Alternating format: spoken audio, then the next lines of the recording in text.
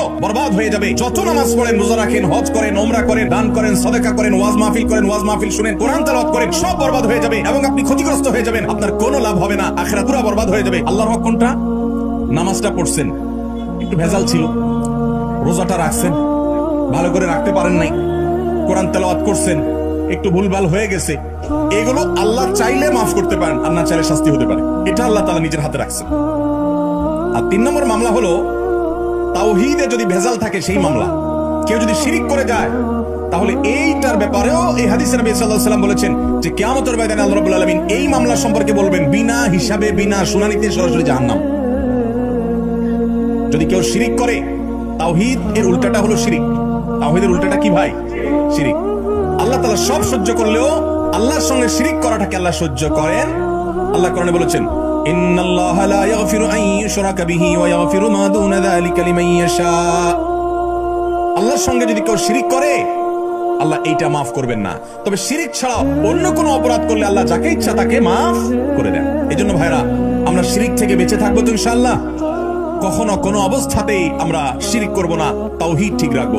নবী করিম সাল্লাল্লাহু আলাইহি ওয়াসাল্লামকে আল্লাহ তাআলা বলেছেন, হে রাসূল ওয়ালাকাদ উহিয়া ইলাইকা ওয়া ইলাল্লাযিনা মিন ক্বাবলিক, হে রাসূল আপনার এবং আপনার আগে সমস্ত নবী রাসূলদের কাছে কমন ওহী পাঠানো হয়েছে, লা ইন আশরাকতা লা ইয়াহবাতান্না আমালুক ওয়া লা তাকুনান্না মিনাল খাসিরিন। যদি আপনিও শিরকে লিপ্ত হন, নবী তো কখনো শিরকে লিপ্ত হতে পারবেন না, হবেন না, তিনি তো মাসুম। আল্লাহ তাআলা শুধু বোঝার জন্য বলছে যে যদি শিরকে লিপ্ত হন আপনি, কথার কথা, বা কেউ যদি শিরকে লিপ্ত হয়, লা ইয়াহবাতান্না আমালুক, তাহলে আপনার আমল পর্যন্ত বরবাদ হয়ে যাবে। নবীও যদি নবী শিরকে লিপ্ত হতে পারেন না, যদি শিরকে লিপ্ত হয় তাহলে আল্লাহ তাআলা বলেছে আপনার আমলও বরবাদ হয়ে যাবে। যত নামাজ পড়েন, রোজা রাখেন, হজ করেন, ওমরা করেন, দান করেন, সাদাকা করেন, ওয়াজ মাহফিল শুনেন, কোরআন তেলাওয়াত করেন, সব বরবাদ হয়ে যাবে যদি আপনি শিরকে লিপ্ত হন এবং আপনি ক্ষতিগ্রস্ত হয়ে যাবেন। আপনার কোনো লাভ হবে না, আখিরাত পুরো বরবাদ হয়ে যাবে যদি শিরিক হয়। এজন্য তাওহীদ ঠিক রাখতে হবে, শিরিক থেকে বেঁচে থাকতে হবে। নবী করিম সাল্লাল্লাহু আলাইহি ওয়াসাল্লাম বলেছেন, কোন মানুষ যদি আল্লাহর ইবাদতের মধ্যে কোনো পার্টনার সাব্যস্ত না করে, এখানে যদি কেউ কোনো প্রকার শিরিক না করে, কোন প্রকার আল্লাহর তাওহীদের বিরোধী কাজ না করে, তখন আল্লাহর উপরে আবশ্যক হয়ে যায় এই লোকটাকে জাহান্নামের শাস্তি না দিয়ে জান্নাত দেওয়া। আল্লাহর হক হলো শিরিক ছাড়া আল্লাহর ইবাদত হবে, শিরিক ছাড়া আল্লাহর ইবাদত হবে। এটা কার হক? আল্লাহর হক। আপনি এই কাজটা করছেন তো আল্লাহর মেইন হক আদায় করে ফেলেছেন। আর আল্লাহর এই হক যদি কেউ আদায় করে তখন বান্দার হক হয়ে যায় আল্লাহর কাছে তাকে জান্নাত দেওয়া। এজন্য আমরা শিরক থেকে বেঁচে থাকবো তো ইনশাআল্লাহ। ভাইরা আমার, তাওহীদ এর কথা বলছিলাম যে তাওহীদ হলো আল্লাহর একত্ববাদ প্রতিষ্ঠা করা। আমরা গোলাম কার? আল্লাহ। যদি বলেন যে আল্লাহও লাগে সাথে ইল্লাহও লাগে, শিরিক হলো। কি হলো? শিরকি কথা হলো।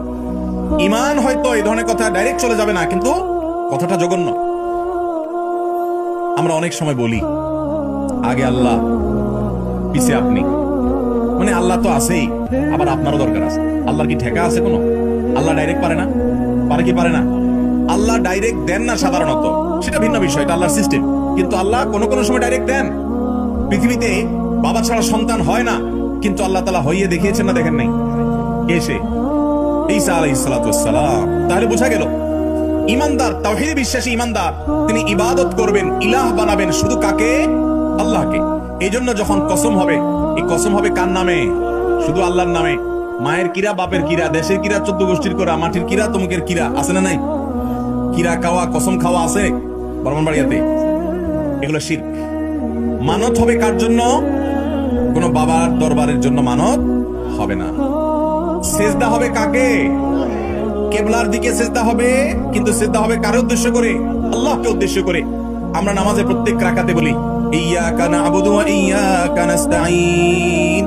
আল্লাহ তোমারই ইবাদত করি আর তোমার কাছেই সাহায্য চাই। আল্লাহু আকবার। ইবাদত করি কার? সাহায্য চাই কার কাছে? এখানে সাহায্য চাওয়া বলতে অলৌকিক সাহায্য চাওয়া, অলৌকিক ক্ষমতা, এটা আল্লাহ ছাড়ার কারণ নাই, তার কাছেই শুধু সাহায্য চাই। আর ইবাদত যখন করব শুধু আল্লাহকেই নিবেদন করব। সিজদা এটা ইবাদত নাকি ইবাদত না? বুঝেন না আপনারা? সিজদা কি ইবাদত না? ইবাদত, বড় ইবাদত। এই সিজদা কাকে হবে? যদি কেউ আল্লাহকেও সিজদা করে মসজিদে গিয়ে, আবার কোন কবরে গিয়েও সেজদা করে, কোন পীর সাহেব জীবিত হোক মৃত হোক ওনাকেও সেজদা করে, এটার নাম শিরক। এটার নাম কি? এই কাজ যদি কেউ করে সে মুশরিক হয়ে যায়, ইসলাম থেকে বের হয়ে যায়। তারে মানুষ মুসলমান মনে করতে পারে, আল্লাহর খাতায় সে মুসলমান থাকে না।